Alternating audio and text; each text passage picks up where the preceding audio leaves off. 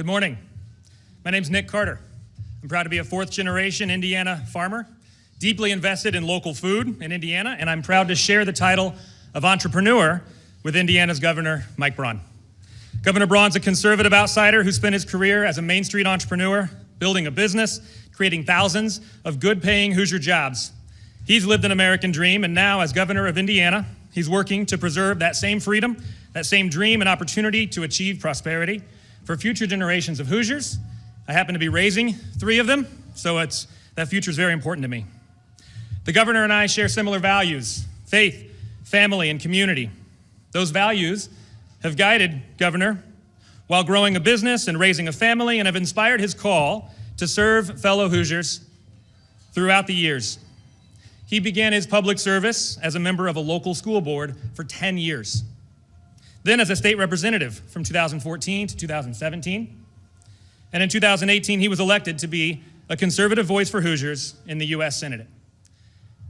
That's where Governor Braun and I had the pleasure of first meeting, when he invited me to testify about local food, food access, healthy food, and what Hoosier farmers need before the Senate Agriculture Subcommittee where he served. Governor Braun and I are both avid outdoorsmen, enthusiastic morel mushroom hunters, and speaking of which, it's getting to be about that time of year. If you're looking for a neat place to forage that's not too far from the residence, you're always welcome at our farm in the woods around there. In addition to entrepreneurship, food, the governor and I both share a passion for locally produced food and the importance of healthy eating. So I'm pleased to introduce and welcome Indiana Governor Mike Braun.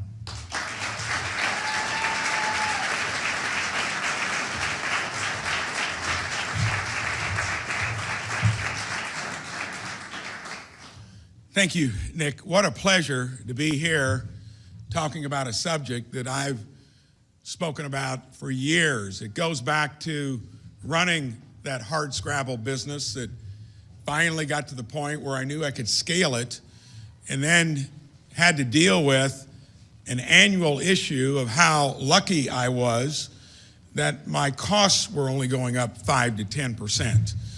I remember in that 10th year where all you could do is raise deductibles, change underwriters, enough was enough.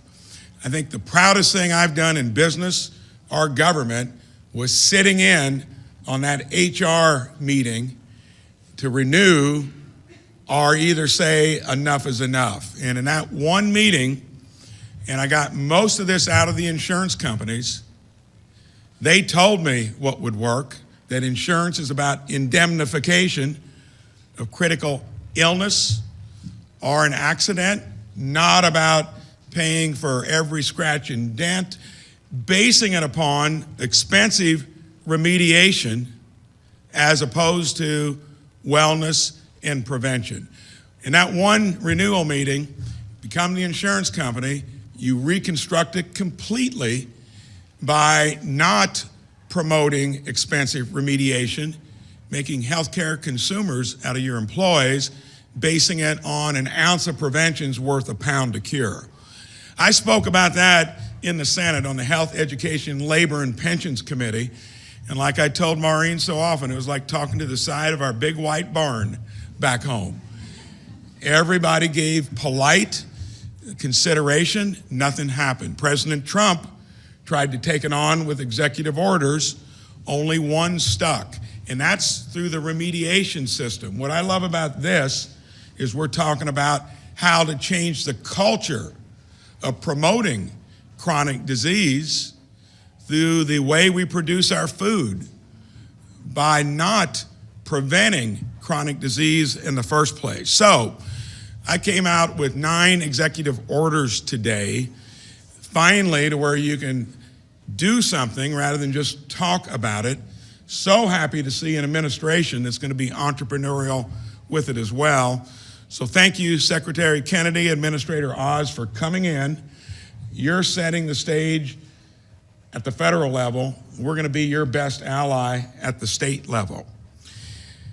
This isn't a usual top-down, one-size-fits-all public health agenda. We're focused on root causes, transparent information, and real results. We're taking on big issues like diet-related chronic illness, How often do you hear about it? Nothing happens. Children's fitness in our own schools and harmful additives in our food. Today's first executive order removes candy and soft drinks from taxpayer-funded SNAP benefits. What do you think about that?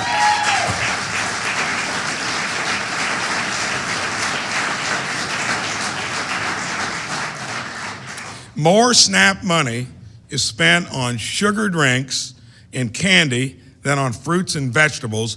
That changes today.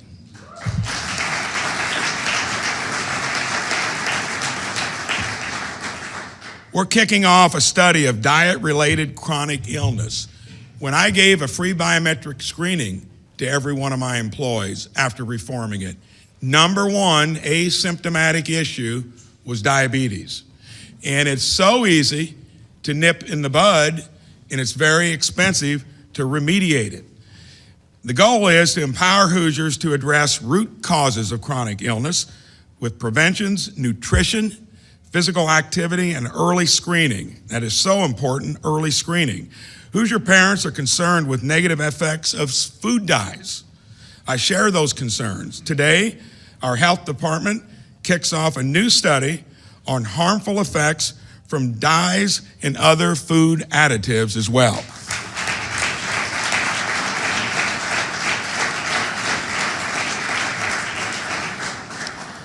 I want to give every Hoosier kid any advantage possible to reach their full potential and lead a long and healthy life.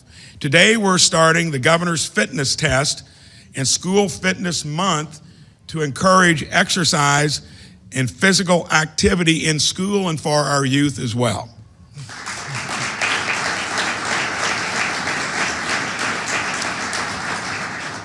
Indiana farms grow world-class nutritious food. Today, we're making it easier to buy direct to consumer food from local Indiana farms.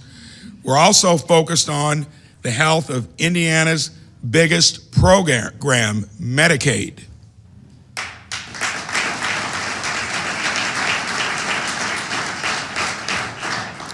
Study found 28% of Indiana's Medicaid spending, our largest budget line item, was improper spending, mostly due to eligibility errors. Today, we're taking action to make sure everyone on Medicaid is eligible for it in the first place.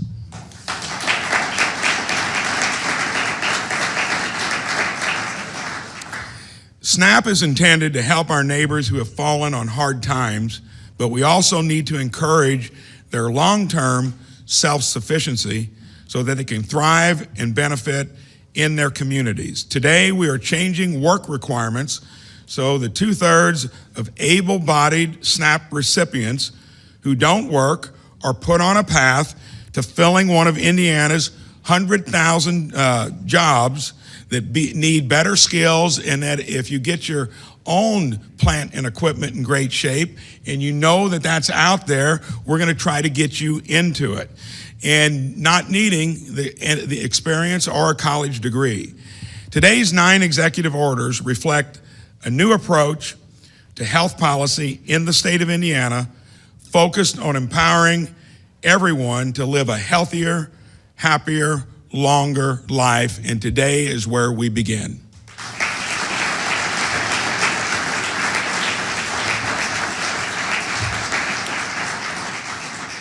So when I heard about MAHA, Make America Healthy Again, I spent 6 years there trying to do it.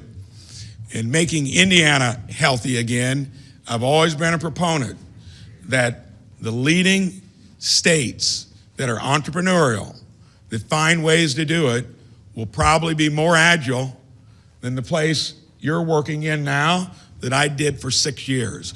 So I am so excited about being a partner on stuff that is basically common sense and that takes on big, established, entrenched when it comes to health remediation, insurance companies and hospitals, and even on food production where it's not giving us the wholesome food that we need.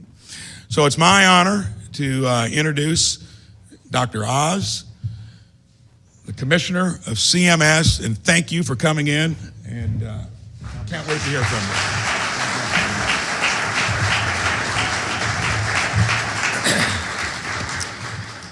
This is a monumental day, not just in Indiana, but for this great nation, because 9 executive orders addressing MAHA initiatives, I think breaks the record. Secretary Kennedy, is that right? By far. And I want to thank Governor Braun and his staff for crafting these in support of President Trump and Secretary Kennedy's commitment to the American people that we will make this great nation healthy again. Now, let me give a little bit of background on why I think this is so important. And it all starts with the word subsidiarity. How many of you know what that word means? It's actually a fair number of Catholics hear that. Subsidiarity means you push the decision to the person lowest on the totem pole who can make it correctly. It's the most efficient way to run organizations in general. And in subsidiarity, you don't want the federal government making decisions about lifestyle issues if the state can do it, because the governor is capable, he knows his people. And you can go down the path because the most important person in the entire hierarchy is the mom, because she knows you win the battle for health in the home, in the kitchen, the living room, the bedroom. That's where the real battle for health will be won. And these executive orders make it easy for moms to do the right thing for their kids. Now, my position as administrator of CMS is helping to ensure that the nation's health insurance programs create the right incentives, empower the right people, including especially patients, so they now feel like they own a piece of the rock, like they matter, like they have agency over their future. And we want to make sure that we allow all Americans to be able to appreciate how important these lifestyle changes are. And to do that, I'm going to do what doctors are sometimes forced to do, which is to give you some news you might not want to hear. But once you know it, we've got good news to follow. First bit, the #1 line item in the state of Indiana, as it is in almost every state, is Medicaid. That's not actually the most important number, because there's a lot of other things you spend money on, but it's the fastest growing as well. And that's the part that's most concerning, because this is a commitment we have made to our most vulnerable. And if it's doubling, as it has, I am told, in the last 4 years, then it's not a sustainable program. It's one that desperately needs to be saved and strengthened. To do that, we have to deal with another big reality, which is that the healthcare expenses in this country are increasing at 2 to 3 times faster than the economy. Effectively, we have now generated a healthcare system that has a country attached to it. And that's not healthy long term. If we're spending twice as much as any other country, not getting the life expectancy benefits that we anticipate, and 30 years ago, we were about equal to Europe. Now we're about 5 years behind Europe. We're going in the wrong direction. We're not getting value for the money we're putting into it. Why? Chronic illness. It drives 70% of the total healthcare budget. And the kinds of things that are in these executive orders will help reduce that incidence of chronic disease, because it turns out that about the most patriotic thing you can do these days is to get healthy. It will dramatically allow our nation to be as healthy as it can be, and it feels a heck of a lot better to be healthy than the alternatives. So how are we going to do this? I wrote down 3 ideas that came out of the executive orders. The first is walking.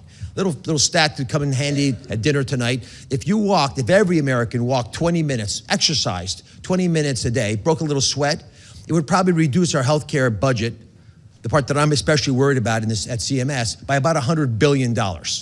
These aren't small rounding errors. These are massive ways of addressing the challenges that we face.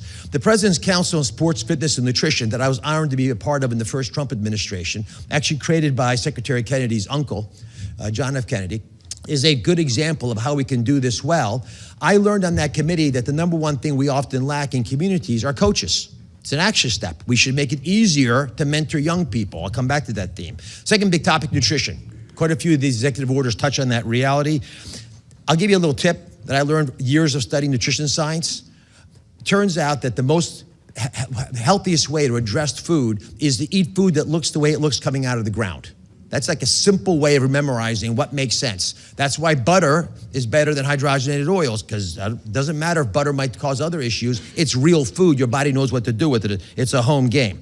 So we need to get everyone to understand the power of food. And to do that, we need to get parents and teachers and physicians and other health providers to understand it as well. The executive order that insists that to get credentialed, you have to learn nutrition if you're a doctor is critical.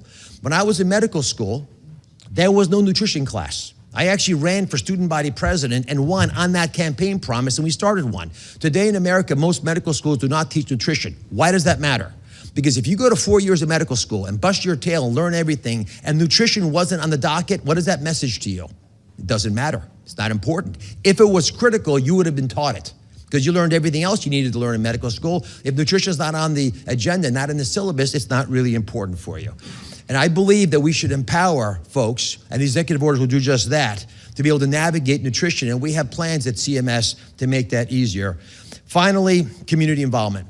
The number one driver of an expensive patient is a patient without another person in their life. I'll say that again. Loneliness ends up driving a lot of the pathology that we then have to deal with in the healthcare system.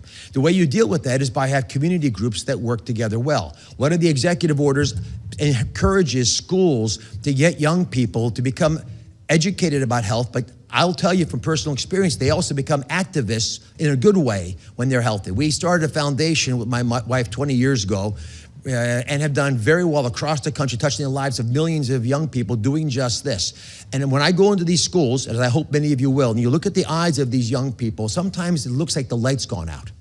They just want to have a belief that they matter. And so after having done this a lot, I'm confident this executive order will make a difference, because it'll get young people to believe they have agency over their future. And if they do that, if they have mentoring programs that support them, that are out there, then we'll have a unique ability to allow this system to spread like wildfire, because young people want to be connected, they want to be in community, and they're right now being atomized and ostracized. Now, our nation is too great for small ideas.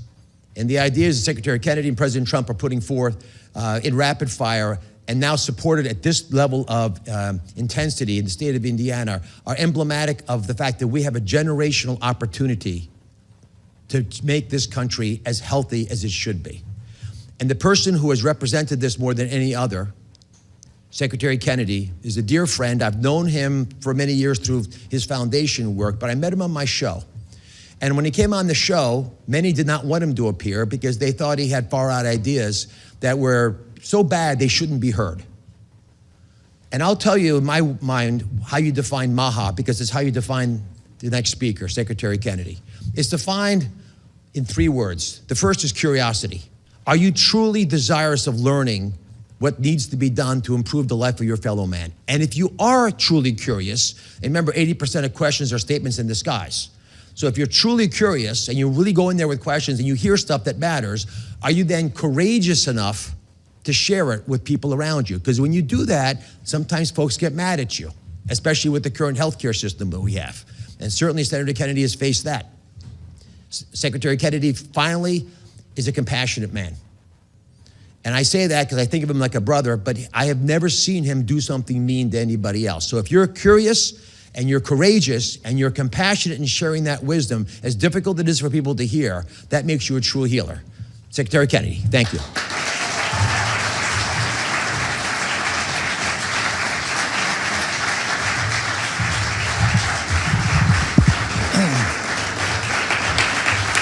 Thank you, everybody. Thank you, everybody.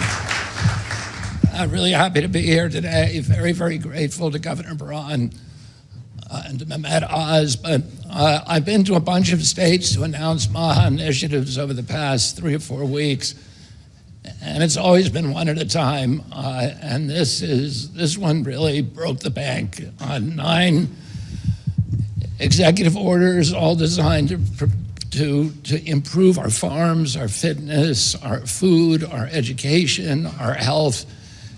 And you know, I had the pleasure to meet with many of the legislators in the state just now and with Governor Braun. And I was so impressed by the high caliber of the people there, the level of intelligence, the level of thoughtfulness, commitment, and the idealism in that room. And I have just nothing but optimism for the state of Indiana because of that leadership. We're in a crisis today. We're about to announce new autism numbers. They've again gone up dramatically just in 2 years. We have in some states as low as, well, 1 out of 20 boys having autism, one out of 31 kids.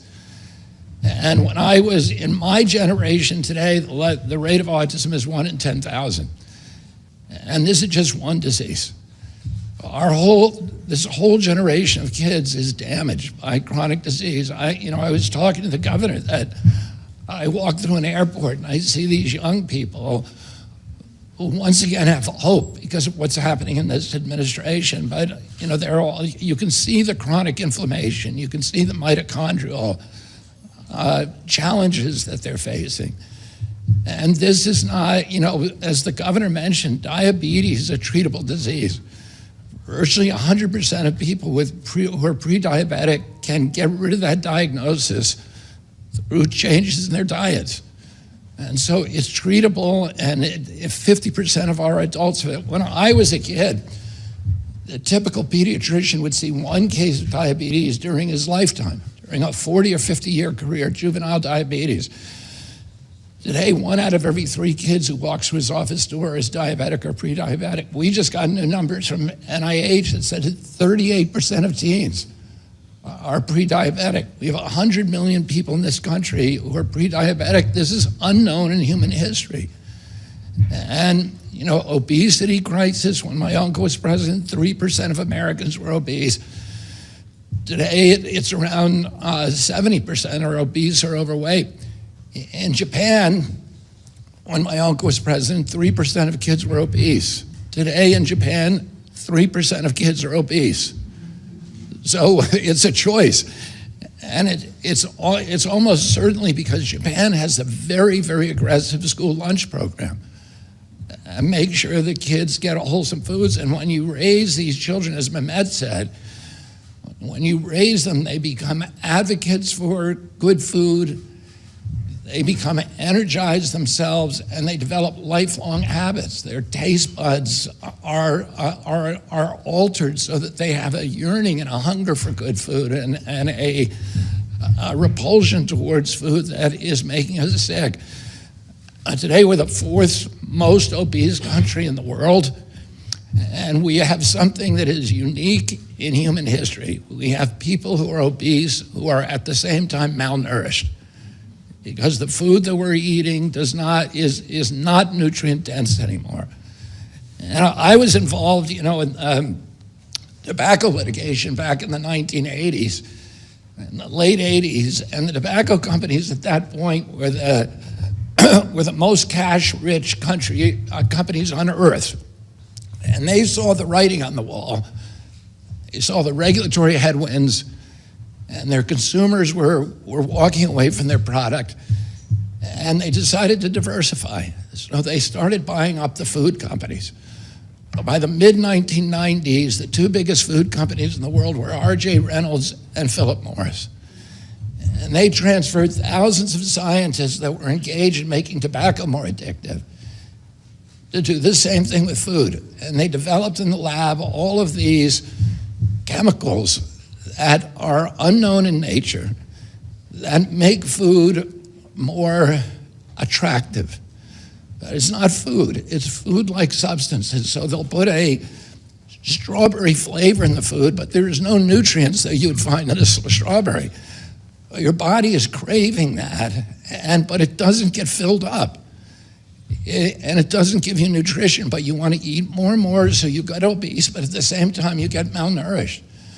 And they put addictive substances like sugar and sodium and others, monosodium glutamate in our foods, that make you so that you don't get satiated and that you constantly want to have more. They realized at some point through all these, that they could hijack the human brain in all these nefarious ways. But one of them is that they realized that one of the ways that your brain tells your stomach that it's full is how many times you chew.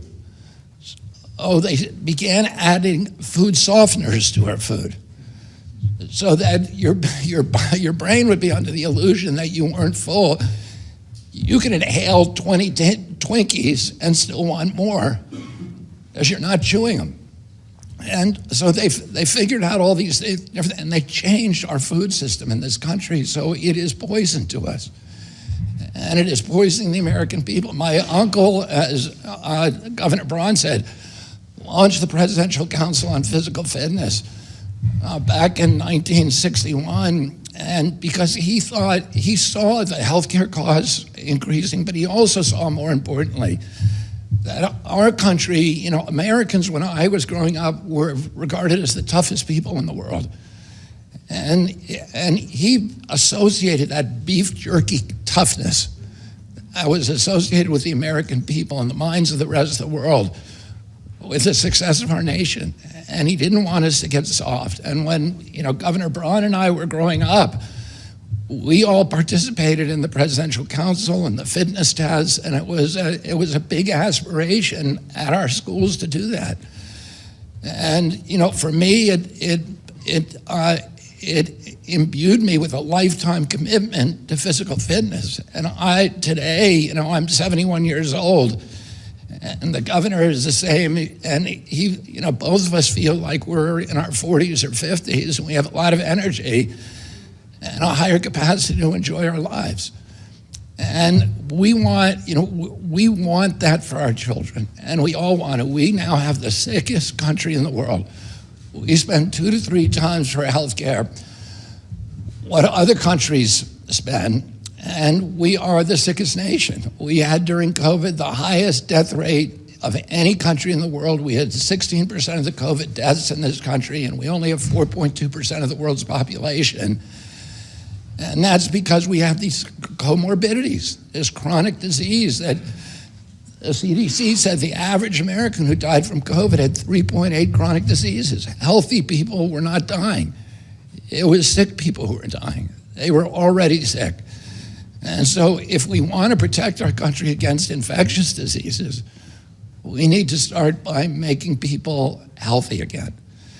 And President Trump, who I'm very, very grateful for, because he's given me this opportunity and given Dr. Oz this opportunity, he often says that he wants to make America strong again.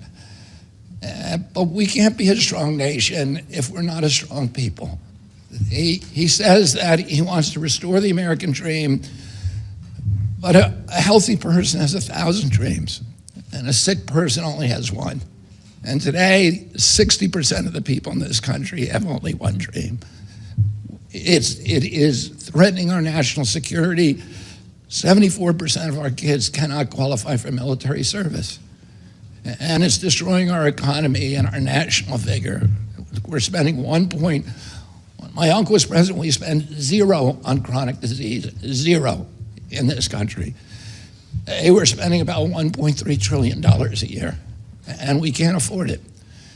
And we have to figure out new ways to make America, to allow Americans to take responsibility and agency for their own health. But we also need to, we need to change our food system in this country so that we start giving our kids foods that are going to actually make them healthy and imbue them with vigor and ambition and a dream. Oh, I want to thank again Governor Braun. I also want to take this moment to encourage governors all over the country to follow the lead of Indiana and to file with Brooke, Rollins, who's my partner in MAHA, head of USDA. She is right now, at this very moment, in Arkansas with Governor Sarah Huckabee, announcing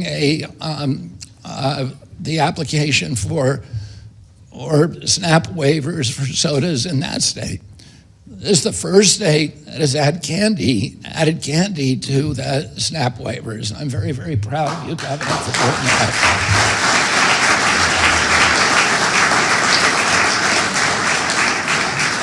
I look at Governor Braun as a really important partner in the MAHA movement, and a great leader, and I'm very, very grateful for you taking this very ambitious steps that you've taken today. And not only that, I'll say this, there's a couple of states that I've been to where we've announced SNAP waivers, but we haven't seen the SNAP waiver application yet, and Governor Braun's SNAP waiver already went to USDA today, so thank you very, very much. Thank you all very much.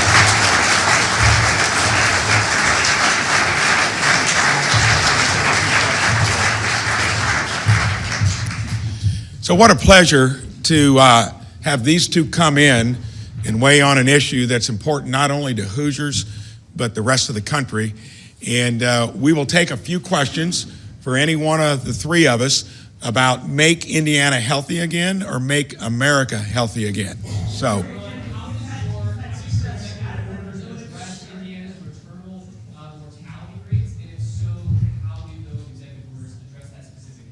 So that's a shameful statistic for us. When we've got the highest healthcare costs of any state in the country, and we sport the worst statistics on infant and maternal mortality rates. So when we're doing that, it's systemic. So every one of these executive orders is about changing the underlying issues that we've all got control over. So each one of them will play into that. And when it comes to something that we hold dear like that, that is one of the metrics. If we get it right, we'll see those statistics go the other way. The SNAP benefits, going into that, you talked a lot about how you're removing some of the things that you can purchase with the SNAP benefits, but there's a rising cost of food and a rising cost of living. Can you do any of the executive orders address the difficulties with affording food or affording the ability to have the time to invest in a healthy lifestyle? Can you say your name and what outlet you're with? Indiana Public Broadcasting.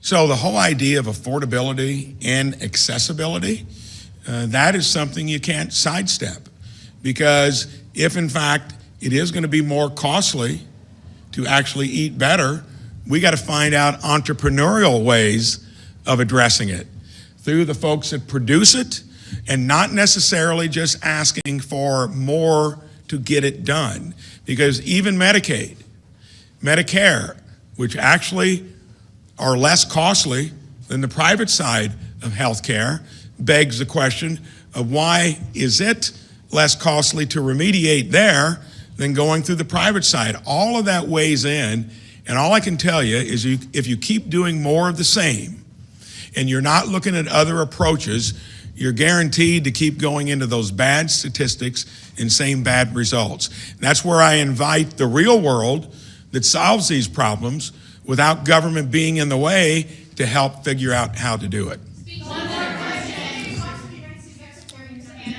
Secretary Kennedy, you mentioned that in order to be effective in fighting infectious diseases, we have to start at the preventative level. We know there is a measles outbreak in County County. How do we start when it comes to measles? How do we fight it? If vaccines may or may not be the answer, just wanted to clarify, because you said last week that, we do support these vaccines, but at the same time, they don't have a long term, they don't last long term. They wane out.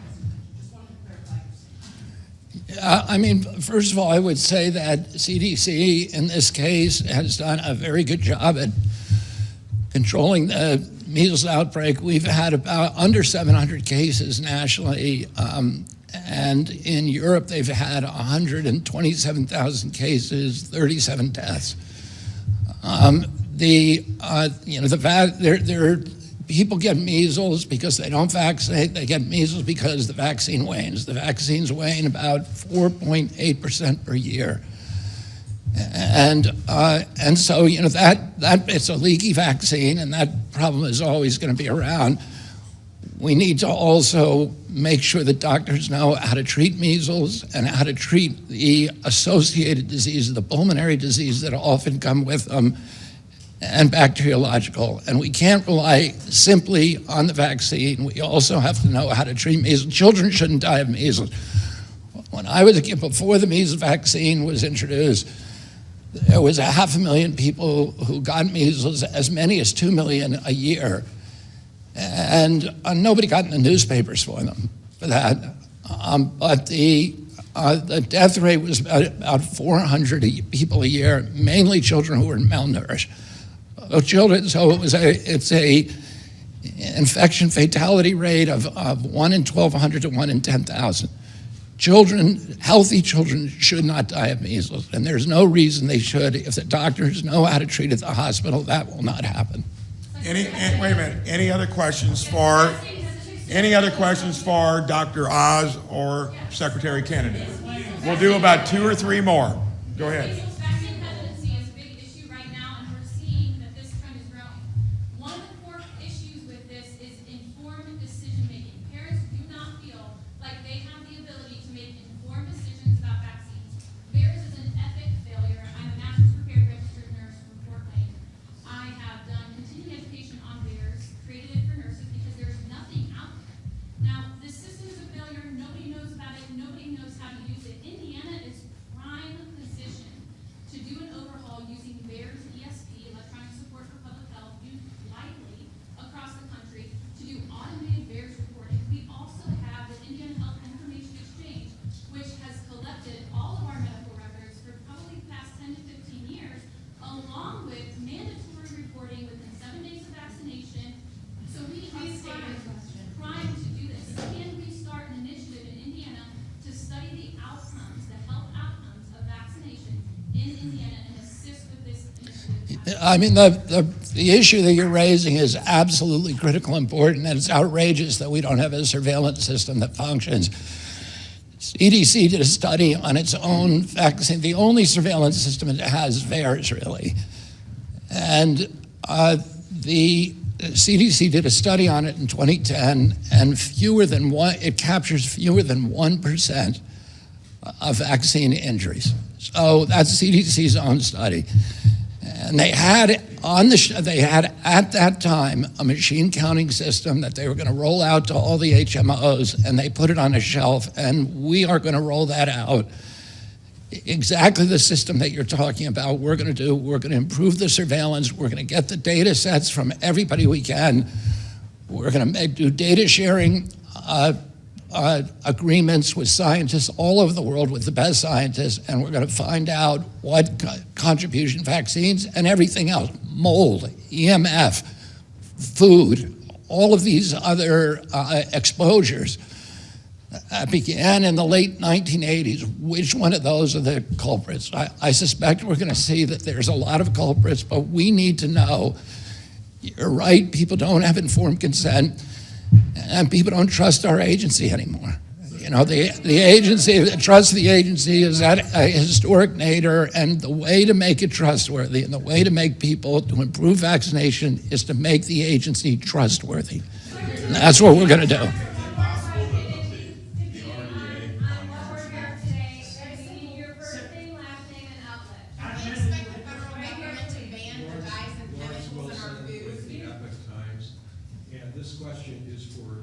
Really all of you. I'll address it to Secretary Kennedy because it applies at the national level, it applies at the state level.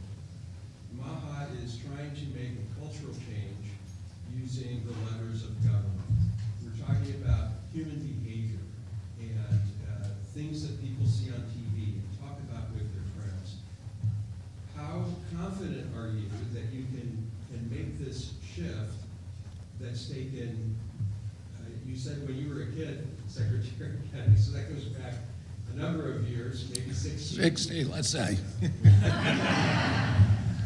How can you make the change that, using government, that it's taking the culture this long to get?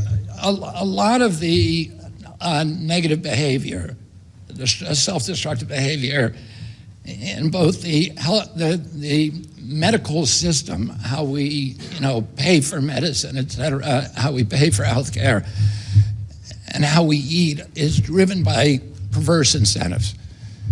And what Dr. Oz and I are trying to do is to identify those perverse incentives, and we're getting a lot of help from Elon, and then eliminating them so that we can realign medical choices, both individual and institutional medical choices, with public health. And it's not aligned, it's totally misaligned today. We have a healthcare system that reimburses people, for doctors and hospitals, for procedures rather than for health outcomes. We have to change that, but we also, we're getting, alone we can't do this. but we're getting tremendous help from the governors, from the grassroots. You see all these warrior moms here today. They don't want to take this anymore. They want to change.